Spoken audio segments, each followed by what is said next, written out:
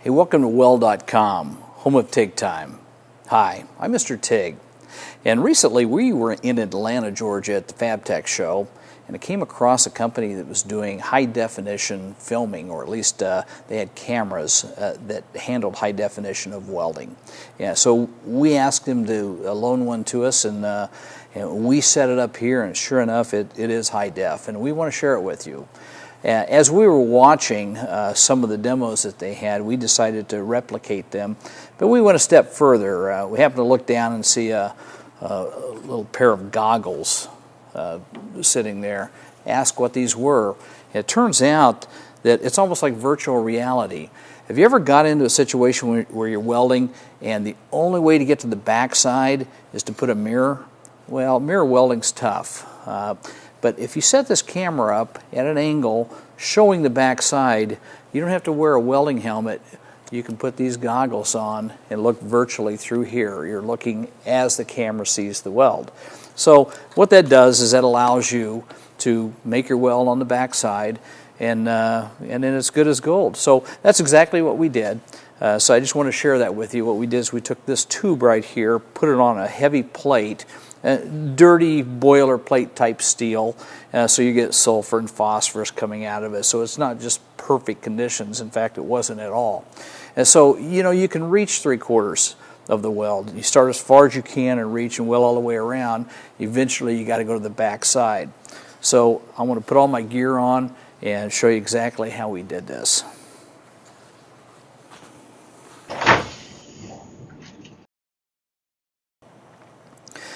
Okay, now I struck an arc. I'm just welding this pretty much conventional. It's easy to reach. It's easy to weld. The base metal, a little bit dirty. You can see that I'm oscillating just a little bit. The top tube is much cleaner than the bottom plate, so you can see me kind of working the puddle back and forth, and that's allowing me to catch both sides. So it's coming around. It's looking decent. So it's going to take me a little while to go all the way around this, but I'm going to weld up about 3/4 of it.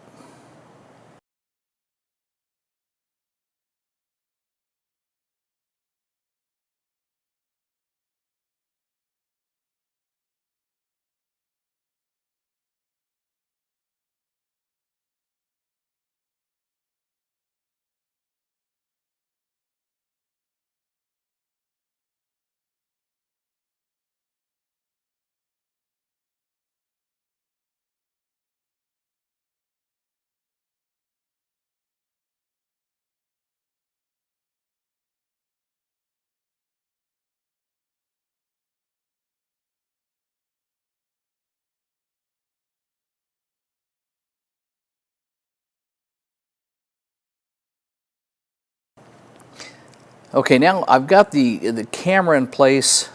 Certainly I'm not using my welding hood at all. I'm looking through these goggles. It's pretty difficult, only because everything is pretty much in reverse.